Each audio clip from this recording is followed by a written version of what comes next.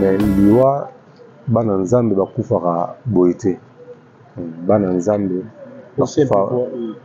bakufaka boyete liwa eza un peu compliqué mais kotika ndeko nanga sikoyo na mort mais j'avais déclaré étant que serviteur de Dieu tant que mon nzambe donc moko ta ko utiliser toi la ndeko nanga liwa oyo ezalaki déjà programmé bongo ebande ko luka ndenge nini ekozwila ndeko même basali na nzambe bazalaka pe na se ya loi parce que loi tokuta yango te mais loi tobota makana yango vous comprenez tobota makana déjà na loi wana ekalaka mutu nyonso ata soko za musali ya nzambe au moins que oza na se na alliance moko particulière mais nzambe akosala yo grâce po obima na kati na loi ke mutu moko ta ko utiliser toile ya ndeko nanga mais ekolandaka mwana yo bakolo akufi briske rolo baloko te liwa ngomone ngondeli liwa boya accident nzambe ye moko ayebi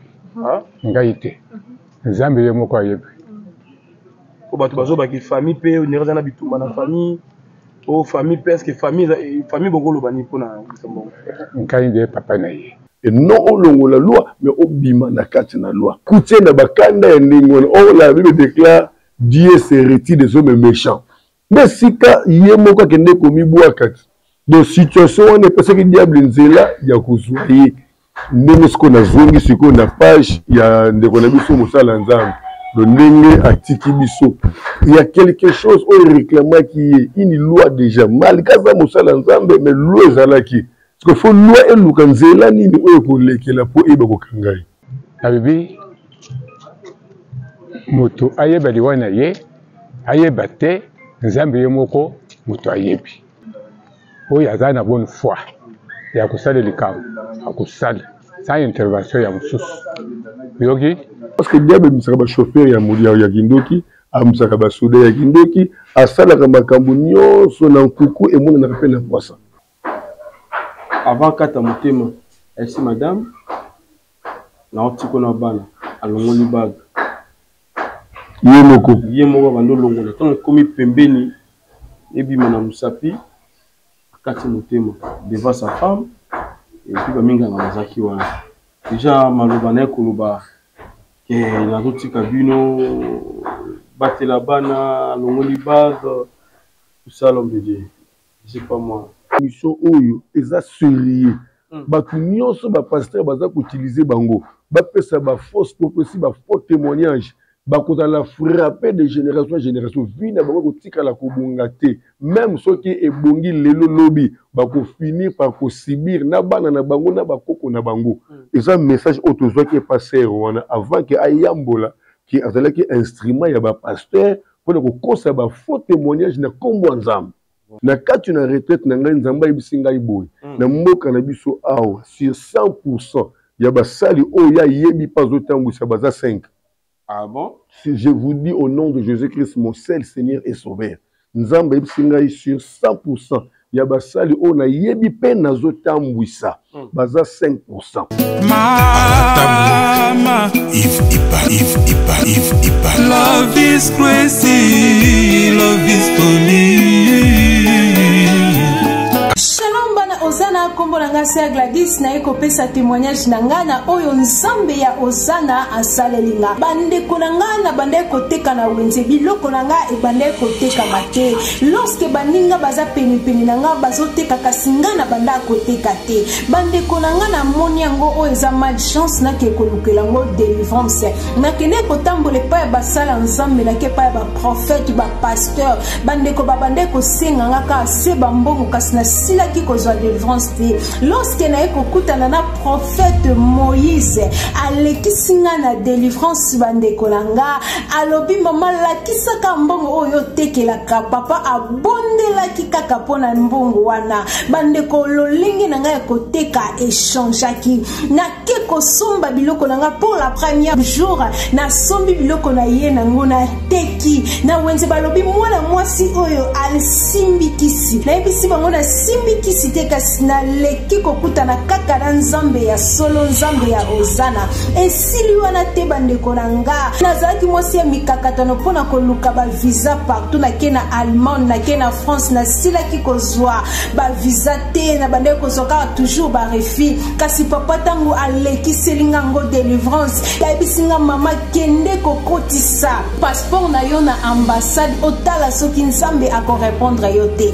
Bandeko nakie kokotisa passeport na nga, na ye na moni nazwi visa, nzambe ya lola azwa lokumu akumisama na longwe na mboka o nazalaki na koti na kati na mboka o esika naza yango na ekokumisa mone na nzambe na kati ya Ozana. Bokozwa ba délivrance na bino du jour au jour. Merci beaucoup. Shalom, ngai Mama Vitali na Paris, na lignaki na partager na bino témoignage na ngai concernant musala. Na banda ko sala isika moko boye banda ko correspondre na ba étude na ngate, mais nazalaki na choix te et na banda ko mona que nazalaki na blocage pour na banda ko postuler ba isika ebele, mais banda ko pesa kaka ba refus na ba refus. Tant na kotani na prophète Moïse na leki na délivrance makamona nga efongwami na moni penza loboko nzambe esali. Lelo nazolo ba boye na koma responsable. Donc nalinga ki na remercier nzambe yemoko, na remercier prophète Moïse pe ministère nyonso ya Ozana pour na enseignement na suivi bapesa biso chaque jour. Na lobaki déjà ba oyo bazoko luka délivrance, il faut bolongola ba posa ya biloko nyonso tu ya mokili bo tia kaka nzambe liboso bokomona bokoumela te makambo na bino kofungwa ba pe na lobi lisusu ba oyo batambola partout ko luka ba délivrance oyo es. Shalom, shalom, peuple de partout. Vous qui suivez cette émission, la retraite chrétienne avec Yves Ipan, au sein de l'état dépôt. La fin avec la série continue toujours dans votre chaîne Super Promo des 50. Voilà, nous sommes déjà avec l'évangéliste majeur, Papa Nabiso Ernest Mungu, Mokambia Etonga, Béni de Dieu, Ezouami Bongo, na Avenue Kivula, numéro 3, na Komini Kitamo, donc vers aller vers le Vélodrome, sur Ozawana. Na bandeko ya Béni de Dieu. Alors tokosola ebele par rapport à l'émission sur Lelo, comme vous le savez très bien, nzoto ya ndeko na biso Farmalola, le frère Emmanuel, pasteur Emmanuel, o ayemele tsunzo kitoko Longwe et cinquantenaire aussi avocat ya ndeko na biso Farmalola balobi o ezali comme décision finale ya mwasi na ye tokoye bango lelo. Depuis si je pas, il y a évangéliste majeur, Papa Nabiso Ernest Mungu. Bonjour, Papa. Ouais, bonjour, Ndekoye Vipan. Bonjour, Nabalandinyo, Soya Shei Nabiso, Super Congo Promo. Super Promo 243. Zambalo la Pambola Bino. Amen. Ça c'est bien, même que le moins belé, Papa, va devoir mener sur le lot. Moi, le lot va fortifier, va au bazar faible à ce moment, bazar malade, bazar macabou, le pagal. Soit fortifier, bango. Na maloba ya Kolo et les appels madame papa. Ouais, le Lobezaka acte 4:12, il n'y a qu'un seul nom qui nous a été donné pour que nous soyons sauvés, c'est le nom de Jésus-Christ. Donc batunyo so bachaka eli ki pa ina Kolo, quel que soit dire ya situation na bango, quel que soit dire ya problème na bango, ba finira toujours par trouver ba solution. Donc au père d'espoir, continuez toujours à croire même si vous mais là, mais il y a un temps fixé. On finira toujours par réaliser ma promesse là. Voilà, ça c'est bien l'homme de Dieu. Le sang merci beaucoup l'homme de Dieu. Le coup maison n'est pas une colonne à milimo, Nzambe na makokinios. Yo oyo bongisa ki programme oyo. Mulimo no akamba biso to loba oyo wote pa ina yo, maloba oyo ko édifier, oyo ko délivrer, oyo ko bénir libota na yo partout bisika ba se retrouver. Joie contrôle en tout et pour tout pour la gloire na yo. Na kombo na Yesu Masi à Tobondeli. Amen. Amen. Voilà, merci beaucoup. L'homme de Dieu, je crois bien, l'autre fois, il y avait une grande activité, autrement, il m'affiche partout, Bandal, Yé, Kominakala, Mungiringir, Kitambo, Kingalima, Gombe, je ne sais pas moi. Est-ce que par rapport à l'activité, on a autrement phénomène, mari et femme de nuit. C'est remet des acquis, puis on a des parce que tout va y a un message on a appris ça pour l'activité on a. Oui, remet des acquis Makassi, le dernier jour il y a eu une forte délivrance. Okay. Forte délivrance. Et ça coûte une surprise belée, une sorcellerie où Evanda Katinaba n'a qui dénoncé. Et il y avait une fille qui a manifesté qui molimo kati na ye pe a déclaré que azalaki déesse et pas nazo prier pour na mwana wana même ba pasteur babangaki azobimisa lolemo azobadola misu bato belé babangaki. Il y avait plein de personnes balaba les tondaki na clôture parce que c'est un thème oyo et c'est retrouvé dans vie à bato belé et bazula kango ba solution té. Et puis après séminaire na yamba ki bapelle les belé et belé batula ki ba question par rapport à ba signe on a l'accès na makambo comme la rabat. OK. Ouais. Ah, c'est quoi on va vivre des couples belé parce que manifester parce que il y a des couples belé le bazan na situation on et que soit ba bazan na Kinshasa même au bazan libanda mboka. Oui, il y a vu des couples, il y a des femmes qui se remarqué que signe wana et il y a des femmes qui sont denga oh non mobile nanga makamolobi yango wana mais nazo ya lukayo azoboya songa na bengi ya komona mabe ba musolo ka Sony vous savez son ka docteur Sony et du coup le bête on demi okufa na maladie na yo. Donc il y a eu plusieurs personnes dans la situation wana mais bazo ka Sony que soit un pasteur, c'est comme si pasteur, parce qu'il y a des pasteurs où se confient à eux, l'obéi du Cameroun, ils ont pas tout ça, nous ne bang à bassin dans un pending mais tous les libres ont un bâtiment pour la délivrance à Mili Monaï, donc c'est ça. Voilà, bah se retrouver dans la situation où mais baza libanda, baza musique na bissoir, basa la ndengeni ceux qui balingi les lobos dans l'obiko par rapport à la situation baza. Donc, bah, baza libanda mboka ebele babengaka parce que délivrance nzambe nda sala kayango. Susu babengaka to bondeli nzamba talisi biso degré situation ezakati na bango. Ouais, c'est que délivrance et c'est na musika, tu peux ça programme de retraite même de loin. Pe to bondeli ba témoigner c'est libellé. Il y a des délivrances on nzamba permettre ka tester le na musika. Faut monter comme sur place. Et ba to belé ba uta États-Unis, Belgique, France, Suisse. Même dans Brazza, Bakati-Saka, Afrique du Sud, de partout. Il y a des gens qui viennent rien que pour nous faire délivrer sa vie là-bas. Mais est-ce que Zalaté n'est pas comme ça, tout le monde a parce que nous avons même escroqué bandeko bandimi na ba $500 moko bandeko parce que la vie c'est ndeko moko $500 ils pour na prière kotokuna ba mwa msusu ba bimi kotokuna.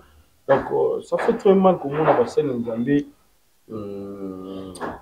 En cas d'escroquerie. Est-ce que nous avons déjà pu comme là, de comment réclamer, tu peux aller, na foutre à consultation, na combien, tout ça, est-ce que papa ça la radio non, et pas Nabiso, vous savez, tu as une équipe de délivrance, tu as un soda. Si vous avez bien l'église, vous avez un belé. Vous avez un soda. Ceux qui ont appelé ce sujet à prière, au côté de Mabongeli, nous avons battu ce degré de l'Ikambounaye. Les choses spirituelles, et c'est qu'il faut retraiter, il faut bouiller, tout ça. Alors, tant que nous sommes là, nous avons que dans la prière, nous avons faire par l'action de grâce. Nous avons fait un programme. Jamais on peut ça motiver, il faut faire ça autant. Il faut que ça monte au tête. Non. Offrande, Moutunda, peut ça vous comprenez? C'est comme ça que nous enseignons. Et ceux qui nous ont ceux qui délivrent sa musique, tu peux essayer programme. Airboy. La dernière séance, nous sommes ici au Bengi. Nous allons entourer une équipe de délivrance. Tu vas la déclaration à travers les téléphones. C'est comme ça que tu procèdes. Ok. Mais si vous avez comme voilà, tout le ministère où nous avons possible et belé va continuer à se construire dans quatre sinamo, belé va continuer à se maquiller et belé va y na aventure. Inviter au bani, surtout plus na bandimi où mité me commune bango na nkenze. Escroquerie est dans le domaine news. Niveau basal dans Zambie, le niveau ya politique, le niveau partout, ma besoin raté. Vous comprenez? Sauf que les gens basali dans Zambie oyo bango moko ba métier neka na lobakango. Bango moko ba métier. Mais Nzamba tinda bango mission te. Ils appellent la basali dans Zambie oyo batie bango kotia. Peut-être à ça la théologie. À ici la théologie, à les consacrer pasteur va payer ses paroisses. Avec les gars pire petit à pasteur quand on lobby. Beau frère, il y a pasteur, tout ça, encadrement, les batie na musala mais eza na basali oyo ye moko nzambe abengi apesi bango etinda donc bazotambola selo bainstruction oyo nzambe azopesa bango alors bana nzambe eloko ezobima biso eza internet eza internet bato ebele bayaka na internet mpo aluka mosali moko boye abandi kofeyete bachaine pasteur oyo emso alandi témoignage emso alandi badélivrance baimage oh il faut moto ayoka molimo na nzambe faut parce que nzambe ayebi kotinda moko na basali oyo esengeli bazwa délivrance ndenge ya bongisa yango naza na ka moko na France ndeko moko tondele bapriere esimbi te nzambe alobi fo ya sur place ntango ndeko aye sur place nzambe alobi abika na yo ngai nzambe na bongisa oyo nase na makolo mosali nanga mpo délivrance na yo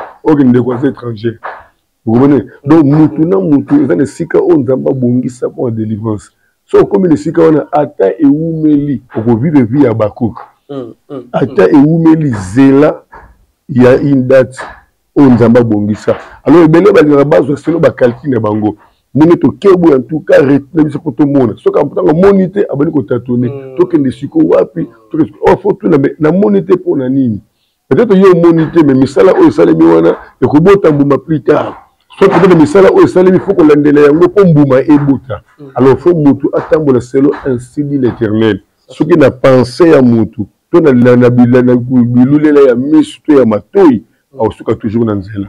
Ah, ça fait très mal, aosuka toujours dans nzela.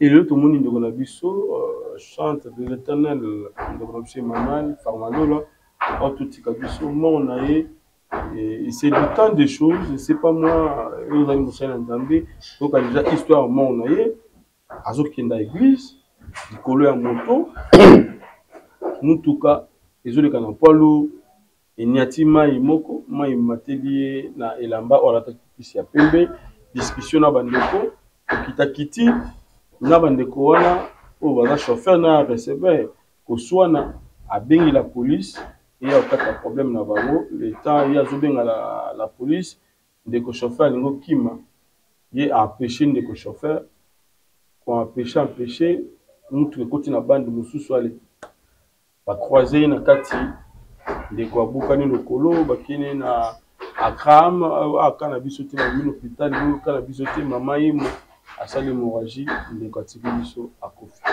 nebito komona mort na ye yoza musena nzambe aux évangélistes bien oza pe na don ya komona pour ba liwa yo monya ndenge bon tout ça la analyse rapport ya ndenge babiloko ya boisa le maka mais tout le vraiment te que elobi boui mais selon analyse ya ndenge situation esalemi ezo prouver que liwa oyo ezalaki déjà programmé bongo ebande ko loka ndenge nini ekozwila ndeko vous comprenez mais ezwili ndeko na kati na ba circonstances wana parce que lelo yo photo yeba yango même basali na nzambe bazalaka pe na se ya loi parce que loi tokutaka yango te mais loi tobotamaka na yango vous comprenez tobotamaka déjà na loi wana ekalaka mutu nyonso ata soko za musali ya nzambe au moins que oza na se na alliance moko particulière ne nzambe akosala yo grâce po obima na kati na loi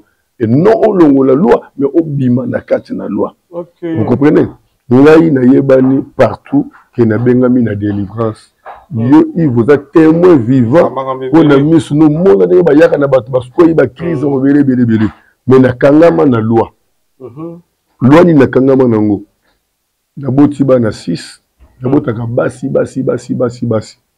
na bandi ko tungisa nzambe na 4e mwana na tungisa mwana na 5e mwana apia mobali et na 6e mwana ndengai na tumbuka ki na nzambe na lobby en tout cas na kobota mobali soki nzambe benga ngapo na bota mobali na beta makofi na cher na défier nzambe na défier ki pena nzambe et puis na pesi ordre na mosi na ngai akota ni kilo ni échographie asala light na ye asoma ni elamba ya moisi c'était comme ça et tamba sali grâce na boti mobali na beta ba shit église bina grave mais na 10 jours mwana bandi malade mais métier na 2 ans et na 2 ans les spécialistes de pédiatrie je crois docteur Mwanza na bengi biso anopesanga ba conseil on a yoki sango na yo zapana mosala nzambe obeka na délivrance mais tala situation tala mona na yo aza raté akoloba te akoyoka te akotambola te donc aza mwana moko asandelaka ndenge wana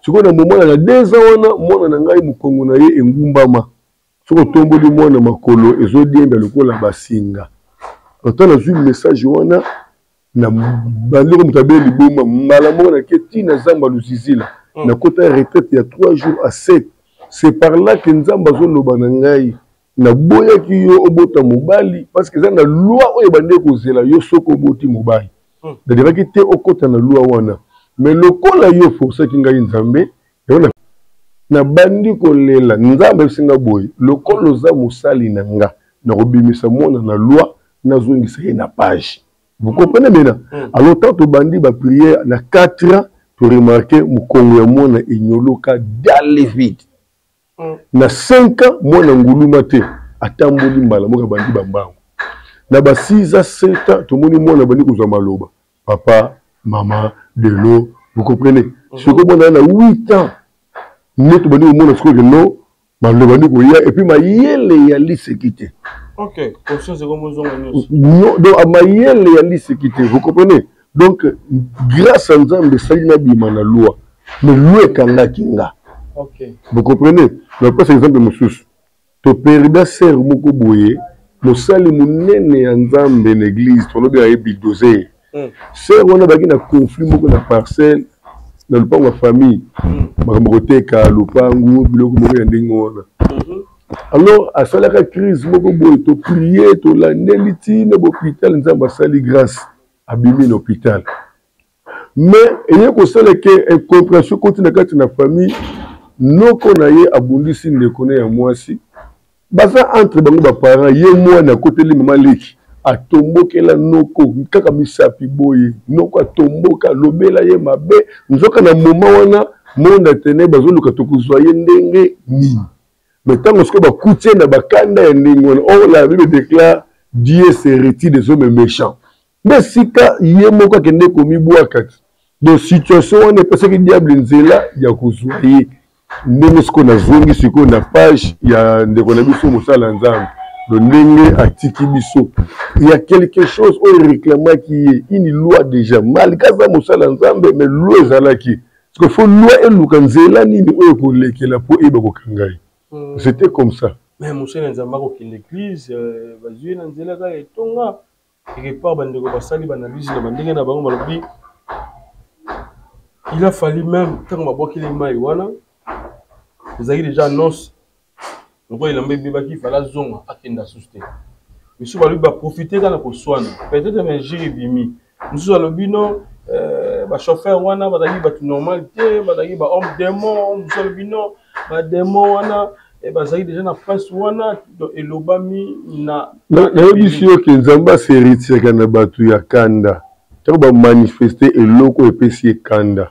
Dans la zui kanda atiango na place automatiquement molimo nzambe et sa tristesse qu'on a na kanda le diable a profité à cause de l'opération parce que diable misaka ba chauffeur ya molia ya kindoki amsaka ba soda ya kindoki asala ka makambo nyonso na nkuku et mona na rappel na poisson akola taper nzoto ya ndeko moko oui mais parce que exemple na linga ba exemple mingi po ba tuba zo référence pour na ser moko pe na kitambo à qui rêver maintenant na tongo à kuti rêver bandité alors dit ah en tout cas na zonga nanu na ke ko bomsa sika na tika ka sala ba omelette tanga zongi azo kombola sika tika ka amona ka bo jeep mo bimi ezo mo vitesse atali bo direction na ye alina kende droite jeep ke droite azongi gauche jeep ke gauche akili na kasa lupangu abatami na sima ya ulika ba pilo ya portail jeep ona libanda et tout type pilot et portail, pilot quoi la carte à couper sur place. Que mon âge est bien de Gitambo, c'est la mission Hortense, que son nom repose après. Vous comprenez? Donc, Azaki déjà réclamé, parce que le diable a lati chauffeur, batangi chauffeur, donc Azaki chauffeur, Moutuna Bombisaki voiture et pas na bango, qui a joué dans le contact à Fungoli. Mon diable a fait un dédoublement d'esprit. Donc, bazon louké, bazon voyete, baboni moutoza faire le diable a se dédoubler na carte na moutouana, allez. atindiki ezwa vola kende tout ça donc tia tout tia bomi ezali nango ye te esprit oyo elataki ye nde esali opération wana oui ça fait très mal ndeko atiki bana atiki mwasi avant tout avant kata motema esi madame na otiko na bana alongoli bague ye moko bando longola tant komi pembeni ebima na musapi kati motema devant sa femme et puis baminga na mazaki wana déjà maloba na koloba ke na totika bino batela bana longoli bague tout ça l'homme de Dieu c'est pas moi kasi kaka ba événement oyo tozoleka awa tozoka ba différents témoignages que moto ayebaka te kazokufa vous comprenez donc nabona kota na kati na bozindo parce que on ne sait pas abande kosala nzambe na lolenge nini est ce que fidèle na nzambe est ce que alingaki asimba to asimbaki on ne sait pas moto kota na bozindo wana eza te mais en réalité soki moto alingi akufa en tout cas moto ayebaka te ke akokufa moto ayebaka te ke akokufa bato bayebaka mingi ezali bato oyo peut-être basimbaki bakotaki balobelaki bango bayebi ndenge bazali kotambola bango nde bayeba likambo nde sali bono tokende likambo nde sali bono tokende vous comprenez mais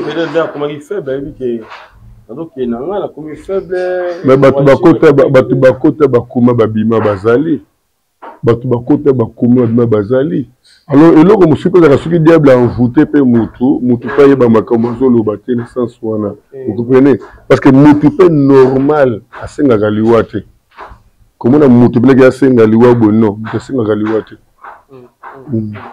meme ye moko jésus aboyaki kutu liwa na getsemani amoni mpe na souffrance abia nzambe elongola yango après be non toute fois volonté na yo et s'accomplir donc mutu jamais on a kufa na kaka non c'est quand ça procéder le logo moko bosongolo parce que pas nzambe impossible ezate quelque soit terre mutu nzambe za capable de kobikisa ko sekisa mutu lelo corps longwe maman yemo et cinquantenaire et la démarche surtout basali et il y a moins 2 jours pour na et soit dans le bien réquisition où ils avaient et où tu pas va mettre avocat et où tu na ba commune à parquet parce que bandeko ba tout acquis bakangaki bango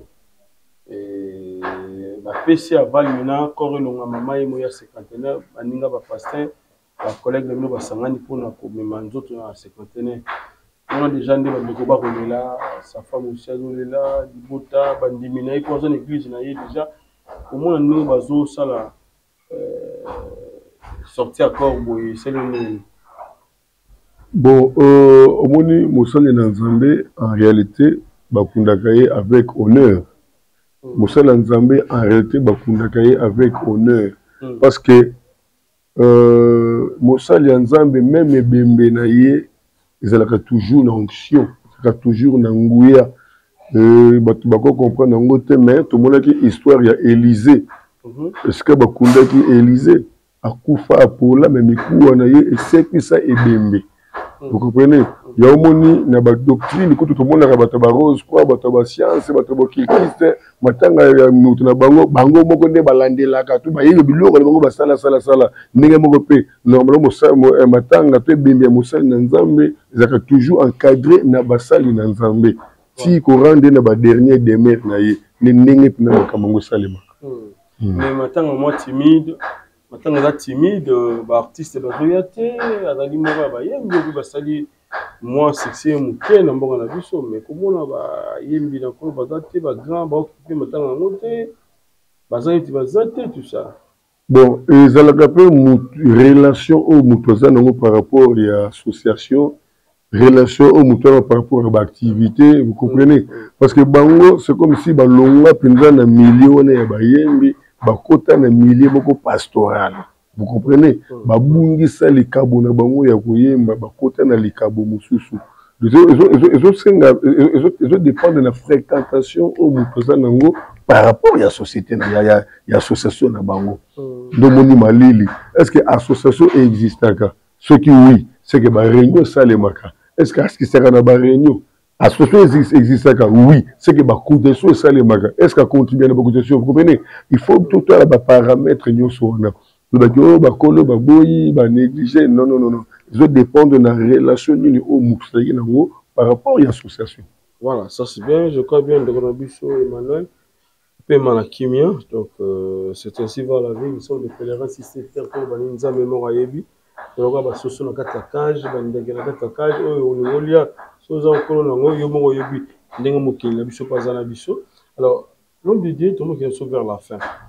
Éviter ce que je en Rolanda, où ils ont se passé à ce moment, après le témoignage, il est commis à des commissions, peut-être, les cas, le témoignage, on est là, le commission, Biwana, Langangate, Mutuana, tout ça.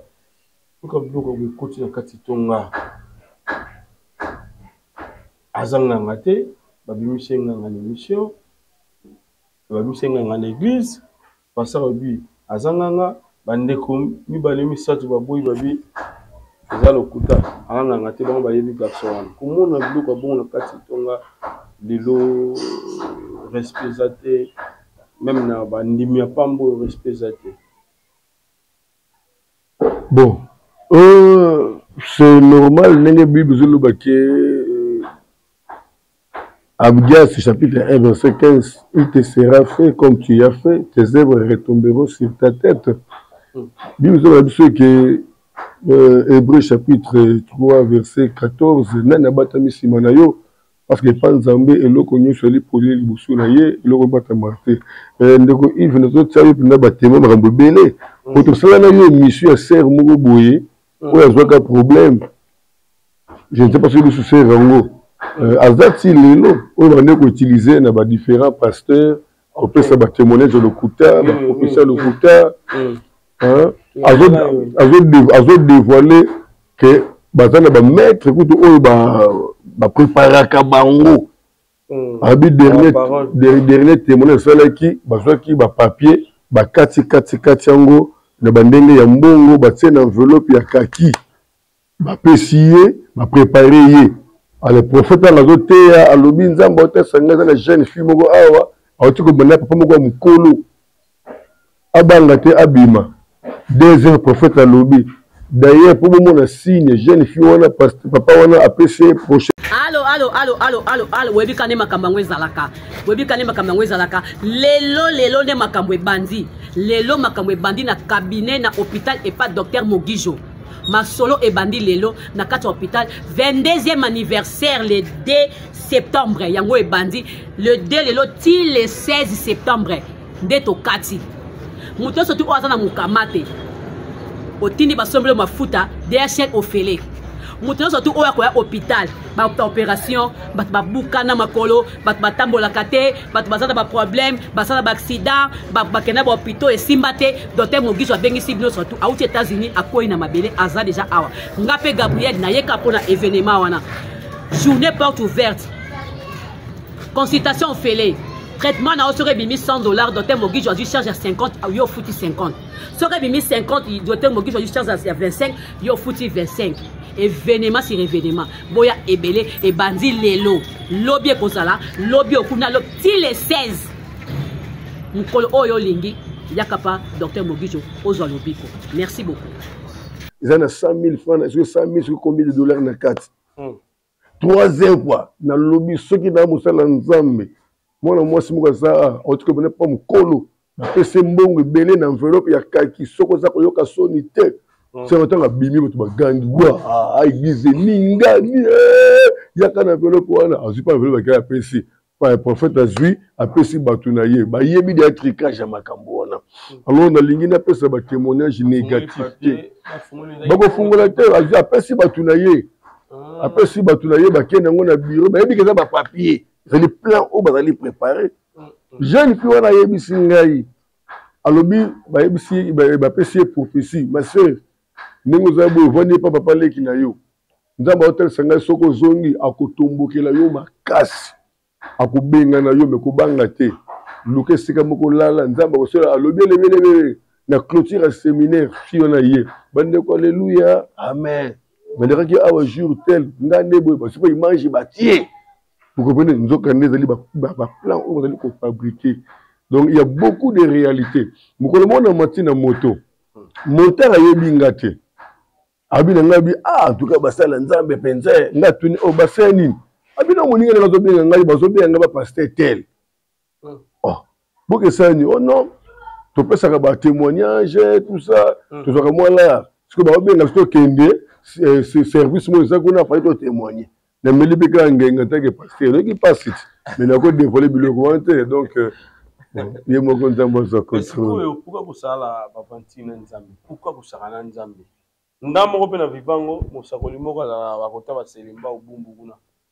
A opesa pena batu maloba. À l'époque wana avant même na banda YouTube na journal moko journal télévisé chrétien nazaki journaliste kuna ya mopé ndeko simba na pe caméra parce que journaliste complet faut à la pena na ba donner na nizo na maboko na faut ba commenter même faut ba filmer donc ça ba reportage OK nda pena ngamo na mona na yo ça reportage moni mosakoli moko après ça va ndimi maloba yo loba boko loba bitona si photo na tika na tolo boye mbala moko nzamba sali na biti mwana nga belaki na melise mai pasteur apesa ki biso na moko na omona ndi ba osala yango nga na mona ngala déjà to loba loba 14 ou 15 ans comme ça passé avant même na bande d'émission ba YouTube alors ceux qui na zalaka pena na ma conscience côté na yeba ki ba moment mo bo to côté na YouTube na bomba pena ba vidéo wana tout wana. Mais excusez, pourquoi vous pouvez respect dans Nzambeti? Vous ne dites pas que Nzambeti est un souci. Batu bazo sala ndengo na bazo pécher contre le Saint-Esprit. Nzambe a fini par dévoiler bango.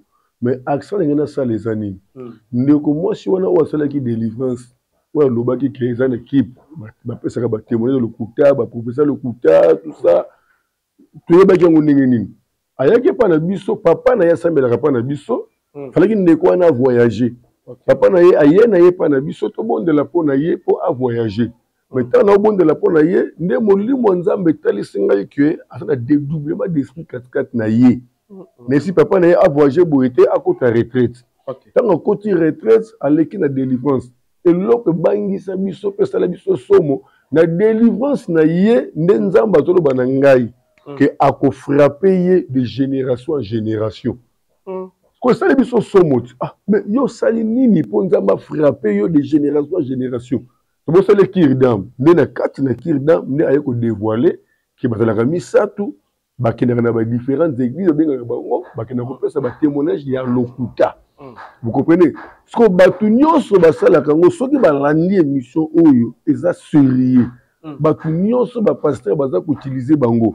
Bapesa ba fausse prophétie, ba faux témoignage, ba kota la frapper de génération en génération. Vina ba ko tika la kobungate. Même ceux qui ebongi lelo lobi, ba ko finir par ko subir na bana na bango na ba koko na bango. Et ça message autozo qui est passé avant que ayambola qui azala ki instrument ya ba pasteur pour ko kosa ba faux témoignage na kombo nzambe. C'est péché contre le Saint-Esprit et ce péché n'a pas le pardon. La confiance en termes de raté. Koluka komisala koluka komisala koluka ko maintenir. Il y a des pasteurs oyo nzamba bengaki na bosolo nzamba utiliser na bosolo akoko maîtriser succès te ba te belé foule mbongo ale succès côté le lendo succès côté msu na masanga na basi nzambe tanga se retirer ba osani abani ko kita ola zone la nzambe moi zone nzambe zate ako maîtriser soni wana te faut lui créer ba stratégie à se maintenir. Ne ba simbi bakisi ne ba sali boye bakomi ko fabriquer nga na kota retraite nzamba limbisa ngai basala nzamba limbisa ngai eza message o nazwi toko bakondi mate mais na loba o nazwi na kati na retraite na ngai nzamba yebisi ngai boye na mboka na biso awa sur 100% ya basali o ya yebi pas otambwisa baza 5. Ah bon? Si je vous dis au nom de Jésus-Christ mon seul Seigneur et Sauveur nzamba yebisi ngai sur 100% ya basali on a yebi pe nazotambwisa baza 5%. Vous comprenez? Ya moni Jésus-Christ azobana Jean 10 27 mes brebis je les connais, ils entendent ma voix et ils me suivent. Mes brebis je les connais, ils entendent ma voix et ils me suivent. Donc koyoka munga nzambe koyoka parole ko landa nzambe ko sako que dirais-je ko tosa o nzamba zoloba. nasalaka croisade monene teme ezalaki invitation à Jésus na kati na invitation à Jésus alobi boye moto nyonso soki bainvite bapesaka ye considération balakisaka esika kovanda mini ya kotambola mais ntango toinvite Jésus topesaka ye place ye nde atambwisa biso lo bato ebele bainvite Jésus me bapesa ye place te bainvite Jésus bazwi bakwatisi ye na coin bakomosala makambo na ndenge na bango moko vous comprenez ndomoni dossier oyo evandi na kati na baeglise ebele retraite wana eyaki quand osali combien de jours oyo ozali na retraite et puis message yango yaki ndenge nini na aire nini mpona koloba makambo olobisi biso ya kitoko awa en tout cas question oyo esali mwa neti moko oningisanga ezalaki retraite jour moko ah bon chaque dimanche naka na retraite na ngai ti lendi na pourquoi sikoyo na retraite wana na bande kolela mpa nzambe likambo etali croissance ya église mais seigneur olakanga croissance depuis 2001 na kokamba bato ebele pour ebele mais namonaka ngo te na dérangeaka nzambe nde mokolo nzambe arevelaka ngai alobi bafulu nyonso ozomona eza ngai nzambe te makambo ebele ebatami na bafulu oyo ozomona eza na baaction mosusu esalemaka fulu ya bato ebele na bato bakufa bazalaka wana banganga bandoki batindaka mpe bato na bango soki bolandeli bato nyonso wana bokomona ebele bagrese na bango yebanaka te baza bato monda molili etindaka mpo baye kokomble bavide afeke mutu na bango asala nini amata tout ça nzambe ebisenga soki omoni mibale ngamu na tindi omoni misato yo bondela bongisa nini okoteya bato koya ya bato edepandaka na nga me nzambe aprometre nga na lobi yango lelo na kotindelo bato oyo okozanga place akovandisa bango ozosala course na mutu te basali nyonso oyo nga na ye mpe na otambwisa na mboka na bino baza 5%. C'était comme ça. Voilà, merci. Je crois bien molani message ya papa. Alors tout ça la angele. Tout yeba nani nde tokolanda. Lokola Moussa Nzambe yeba kopona. Moni Moussa Nzambe na internet, moni na quartier, moni na commune na yo, moni na activité moko quelconque quelque part. Luka Nzambe na ndako na chambre na yo. Yebisa Nzambe wana na lingi oyo koma papa na ngai ya molimo. Et puis Nzambe ko yanula.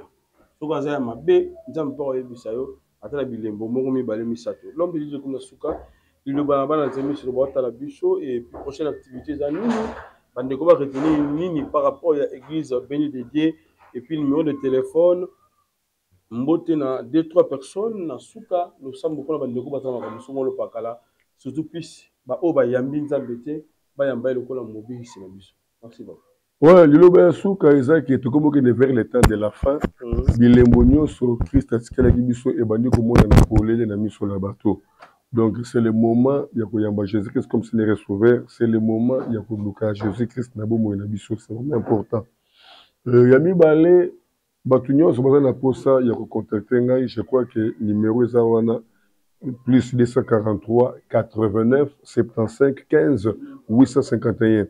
Plus 243 89 75 15 851. Nous allons en ligne na WhatsApp 24 sur 24. Na chaîne na ngai ya YouTube Béni de Dieu TV. Na Béni de Dieu TV beaucoup mona ba kilte nyonso ba programme nyonso ba activité nyonso izana kati. Toujours mi na commune Kintambo. Na arena biso Maison Mbungu en allant vers Vélodrome, topé Vélodrome en allant vers Maison Mbungu. Avenue Kimvula numéro 3. Tout semble la rabat jours impair. Lundi, il y a une forte déclaration. Il y a battu sur autodélivrance. Mercredi, vendredi, quitte enseignement. Il y a chaque mardi à partir de 10h. Et chaque dimanche après quitte. Quitte c'est 8h, 11h30 plus tard. Gloire à l'éternel. Ce que Bengingaï 24 sur 24, préoccupation na yo, nous sommes bosenga, zambona kuzanga kupambola yote, akuzanga kuyanola yote. Mes condoléances na ndeko na biso Mosala Nzambe et par M. Emmanuel Farmalola. Vraiment mes condoléances na famille, que son âme repose en paix, que son âme repose en paix. Je crois yangonde o sengeli na sakola pona bino et pour le groupe sa mbote, je crois mbote na bandeko nyonso bazu occasion ya kolanda biso na numéro oyo Nzamba Lola a pambola bino. Ce qui nous a bongisi prochainement peut-être tozonga sur liboso na bino na nzela chaîne na biso super promo plus 243 na bondeli. Le coup mwezonge pa inayo kolo na milimo o permettre lelo na le kasusu na nzela chaîne oyo po okuta na bandeko nyonso oyo bongisa ki ba landa biso.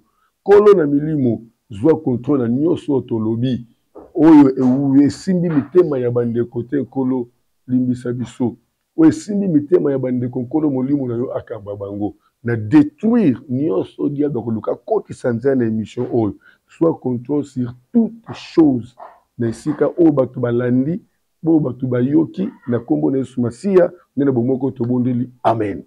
Samba lola apambola bino. Bye bye bye bye bye bye.